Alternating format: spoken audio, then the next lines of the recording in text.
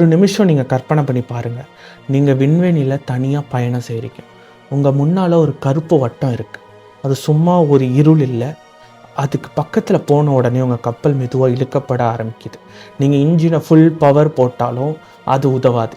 ஏன்னா அந்த இடத்துல கிராவிடேஷ்னல் ஃபோர்ஸ் அதிகம், இழுக்கும் சக்தி அதிகமாக இருந்துச்சு. அது லைட்டை கூட பிடிச்சு வச்சுக்கும். அந்த இடம்தான் பிளாக் ஹோல், கருந்துவாலை. ஆனால் இங்கே உண்மையான மிஸ்ட்ரி என்ன தெரியுமா? இந்த பிளாக் ஹோலை நம்ம நேராக பார்க்கவே முடியாது. அப்படி இருக்கும்போது சயின்டிஸ்ட், விஞ்ஞானிகள் இது இருக்குன்னு எப்படி தெரிஞ்சுக்கிறாங்க தெரியுமா? இந்த வீடியோவில் நம்ம பார்க்க போகிறது என்னென்னா, பிளாக் ஹோல் எப்படி உருவாச்சு, ஏன் அந்த க்ளோயிங் ரிங் போல் நம்மளுக்கு தெரியுது, ஈவெண்ட் ஹொரைசான்னா என்ன, ஒருத்தர் அதில் விழுந்தால் என்ன ஆகும், புராணங்களில் வரும் பிரபஞ்ச அழிவோட கதை பிளாக் ஹோலோட எப்படி சம்மந்தப்பட்டிருக்கு, சித்தர்கள் சொன்ன காஸ்மிக் சுழல் கருத்து என்ன, நம்மளோட பாலண்டத்தோட மையத்தில் கண்ணுக்கே தெரியாத ஒரு மேசிவான பிளாக் ஹோல் இருக்குது. இந்த கதையோட முடிவில் நீங்கள் இந்த பிரபஞ்சத்தை வேறு விதமாக பார்க்க ஆரம்பிப்பீங்க. வீடியோக்கு போகலாம். வீடியோக்கு போகிறதுக்கு முன்னாடி என்னோட ரிக்வெஸ்ட், சப்ஸ்கிரைப் பண்ணாமல் பார்த்துட்ருக்க நிறைய பேர் சப்ஸ்கிரைப் பண்ணுங்கள். நீங்கள் பண்ணுற ஒவ்வொரு சப்ஸ்கிரைப், ஒவ்வொரு லைக், ஒவ்வொரு கமெண்ட் இன்னொரு 10 பேருக்கு இந்த வீடியோ கொண்டு போய் சேர்க்கும். நானும் இந்த என்கரேஜ்மெண்ட்டோட நம்ம புராணங்கள், சித்தர்கள் என்னென்ன சொல்லிட்டு போயிருக்காங்கன்னு டிகோட் பண்ணி உங்களுக்கு கொண்டு வந்து சேர்க்குறேன். கதைக்கு போகலாமா? இந்த வீடியோ பிளாக் ஹோல்னால் என்னங்கிறதுலேருந்து ஆரம்பிக்க போகுது. சூரியனை விட பல மடங்கு பெரிய ஒரு நட்சத்திரம் எரிஞ்சிக்கிட்டே இருக்குது பல கோடி வருஷம். அது உள்ள சக்தி வெடிப்புகள் அதிகமாக நடந்துக்கிட்டே இருக்குது. அந்த சக்தி வெடிப்புகள் தான் அதை ஒரு பேலன்ஸாக வச்சுருக்கு. ஒரு நாள் கோடிக்கணக்கான வருஷம் முடிஞ்சதுக்கப்புறம் அந்த சக்தி வெடிப்புகள் நின்றுது. ஏன்னா அதோட ஃபியூயல் முடிஞ்சு போச்சு. இப்போ அதோட பேலன்ஸ் தடுமாறுது. ஸோ அந்த நட்சத்திரம் தன்னை தாங்க முடியாமல் கொஞ்சம் கொஞ்சமாக சுருங்க ஆரம்பிக்குது. சுருங்கி சுருங்கி சுருங்கி சின்னதாகுது.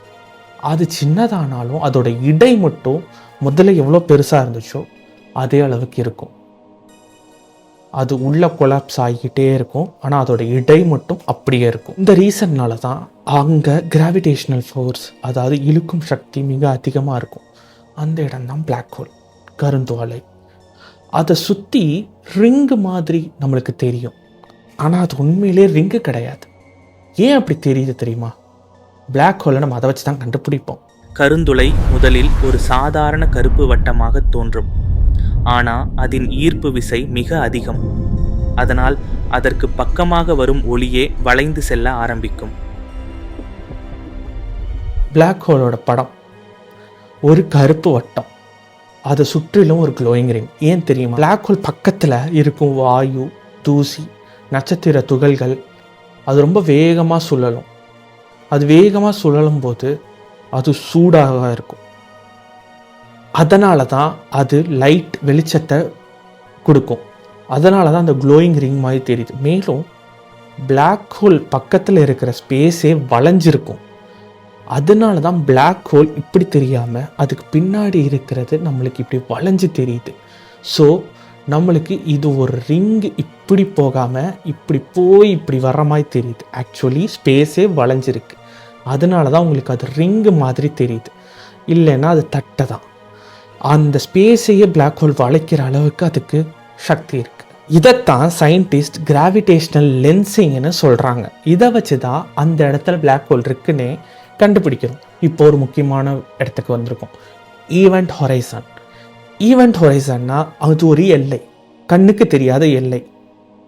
அந்த எல்லையை தாண்டினா திரும்ப வரவே முடியாது. பிளாக் ஹோல் கிட்ட நீங்கள் போய் நிற்கலாம். ஆனால் ஈவெண்ட் ஹொரைசானை தாண்டிட்டிங்கன்னா உங்களால் திருப்பி வரவே முடியாது. இதனால தான் சயின்டிஸ்ட் அந்த இடத்துக்கு தாண்டி போனதுக்கப்புறம் நோ பாயிண்ட் ஆஃப் ரிட்டர்ன் அப்படின்னு சொல்கிறாங்க. ஏன்னா வெளிச்சம் கூட அங்கேருந்து தப்பிக்காது. இப்போ ஒரு இன்ட்ரெஸ்டிங்கான தியரி, பேர் ஸ்பெகட்டிஃபிகேஷன். ஸ்பெகட்டினா நிறைய பேருக்கு தெரியும், அது ஒரு நூடுல்ஸ். இப்போ ஒரு மனுஷன் பிளாக் ஹோல்குள்ளே விழுந்தான் என்ன ஆகும் தெரியுமா? ஈவெண்ட் ஹொரைசனை தாண்டிட்டான், பிளாக் ஹோல் பக்கத்தில் போயிட்டான். ஃபஸ்ட்டு அவன் தலை இங்கே இருக்குது, கால் இங்கே இருக்குது. அவன் கால் மட்டும், ஏன்னா அதுதான் பிளாக் ஹோல் பக்கத்தில் இருக்குது, இழுக்க ஆரம்பிக்கும். இழுக்க இந்த இடம். இதனால் உடல் மெதுவாக நீளத் தொடங்கும். இந்த நிகழ்வை தான் ஸ்பாகெட்டிஃபிகேஷன் என்று விஞ்ஞானிகள் சொல்கிறார்கள். இருக்கும். இந்த கால் மட்டும் இழுத்துக்கிட்டே போகும். ஸோ அப்படி நம்ம உடம்பே நீண்டுக்கிட்டே போகும், ஒரு நூடுல்ஸ் மாதிரி. ஒரு கட்டத்தை இது கேட்கவும் பார்க்கவும் இமேஜின் பண்ணவும் காமெடியாக இருந்தாலும் இது ரொம்ப கொடுமையான விஷயம். உடம்பே பிஞ்சுற மாதிரி இழுக்கும். ஒரு கட்டத்தில் நம்ம உடம்பு பிஞ்சிரும். ஆனால் ஈவெண்ட் ஹொரைசானில் வேகம் வேறு மாதிரி ஓடும். Time dilation. அங்கே ஒரு 5 நிமிஷம் இருந்தால் கூட பூமியில் ஒரு 5 வருஷம் கடந்திருக்கலாம், எக்ஸாம்பிளுக்கு சொல்கிறேன். ஸோ வெளியிருந்து பார்க்குறவங்களுக்கு ஈவெண்ட் ஹொரைசானில் நீங்கள் நின்றுட்டு இருக்கிற மாதிரி தான் தெரியும். ஏன்னா அங்கே டைம் ரொம்ப ஸ்லோவாக ஓடும். கருந்துளைக்கு அருகில் நேரம் மெதுவாக ஓடும், தொலைவில் இருக்கும் நேரம் சாதாரணமாகவே செல்கிறது. புராணங்களில் ஒரு இன்ட்ரெஸ்டிங்கான கதை இருக்குது.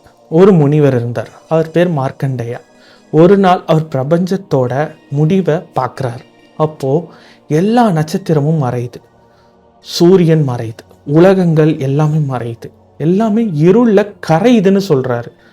புராணங்களில் இதை பிரளயம் அப்படின்னு சொல்கிறாங்க. ஸோ எல்லாமே இருளில் கரையுது அப்படின்னா பிளாக் ஹோல்குள்ளே எல்லாத்தையும் ஈர்க்கப்படுதா? இதைத்தான் புராணங்களில் சொல்கிறாங்களா? ஏன்னா கருந்துவாலை பிளாக் ஹோல் அப்படின்னு டைரெக்டாக எந்த புராணங்களையும் மென்ஷன் பண்ணல, யாருமே அப்படி சொல்லவும் இல்லை.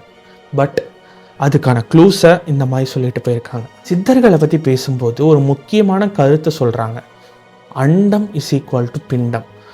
பிரபஞ்சத்தில் இருக்கும் சக்திகள் மனித உடலிலும் இருக்குது. சில சித்தர் டெக்ஸ்ட் யூனிவர்ஸை இது சுழலும் அமைப்பு போல் டிஸ்கிரைப் செய்கிறாங்க. சிவனோட ருத்ர தாண்டவம், காஸ்மிக் டான்ஸ், நடராஜர் சிலை பார்த்துருக்கீங்களா? அவரை சுற்றி ஒரு தீவட்டம் போல இருக்கும். அது கிரியேஷன் மற்றும் டிஸ்ட்ரக்ஷன் சைக்கிளை குறிக்குது. யூனிவர்ஸே ஒரு கண்டினியூஸ் டான்ஸ் அப்படிங்கிற மாதிரி சொல்கிறாங்க. இந்த கருப்பு வட்டம் சிவபெருமான குறிச்சாலும் நீங்கள் அதை பார்த்தீங்கன்னா பிளாக் ஹோல் ஒரு லிங்கம் போல தான் தோன்றும். ஏன்னா நம்மளோட சித்தர்கள் பல அண்டங்களை கடந்து போய் யூனிவர்ஸில் பார்த்துருக்காங்க. ஏன்னா அவங்கக்கிட்ட குளிகை இருந்துச்சு. குளிகையை வச்சு அவங்களால யூனிவர்ஸ் ட்ராவல் பண்ண முடியும். மேபி அந்த லிங்கம் உருவமே பிளாக் ஹோலை பார்த்து இன்ஸ்பயர்ட் ஆகிருக்கலாம். ஏன்னா அது ஒரு டிஸ்ட்ரக்ஷன், க்ரியேஷன், சைக்கிள் அப்படின்னு சொல்கிறாங்க. இன்னொரு இன்ட்ரெஸ்டிங்கான தியரி, நம்மளோட மில்கி வேவே ஒரு பிளாக் ஹோல்குள்ளே தான் இருக்குது அப்படிங்கிற மாதிரி தியரிஸ் சயின்டிஸ்ட் சொல்கிறாங்க. இல்லை வேற ஒரு யூனிவர்ஸில் இருக்கிற பிளாக் ஹோல்குள்ளே நம்ம யூனிவர்ஸ் இருக்குது. ஸோ பிளாக் ஹோலுங்கிறது, ஏன்னா பிளாக் ஹோல்குள்ளே என்ன இருக்குங்கிறத இது வரைக்கும் யாராலையும் பார்க்க முடியல. அதுக்குள்ளே போனால் வேறு யூனிவர்ஸ்க்கு வெளியே வரலாம், வேறு யூனிவர்ஸோட கேட்டாக இருக்கலாம், வேறு டைமென்ஷனோட போர்ட்டலாக இருக்கலாம். பட் அதை பற்றி ஒன்று யாருக்குமே எதுவும் தெரியல. ஸோ வடிவம் ஒரு ஒளி வளையத்துடன் இருக்கும். இந்த வடிவம் நமக்கு பரிச்சயமான ஒன்றை நினைவுபடுத்துகிறது. சிவலிங்கத்தின் வடிவத்துடன் இது ஆச்சரியமாக ஒத்திருப்பதை கவனியுங்கள். நம்மளோட கேலக்சியோட மையத்தில் ஒரு இன்விசிபிளான பெரிய மான்ஸ்டரஸான ஒரு பிளாக் ஹோல் இருக்குது. சாஜிட்டாரியஸ் ஏ நீங்கள் கூகுள் பண்ணி பாருங்கள், ஒரு இன்ட்ரெஸ்டிங்கான ஃபைண்டிங் உங்களுக்கு கிடைக்கும்.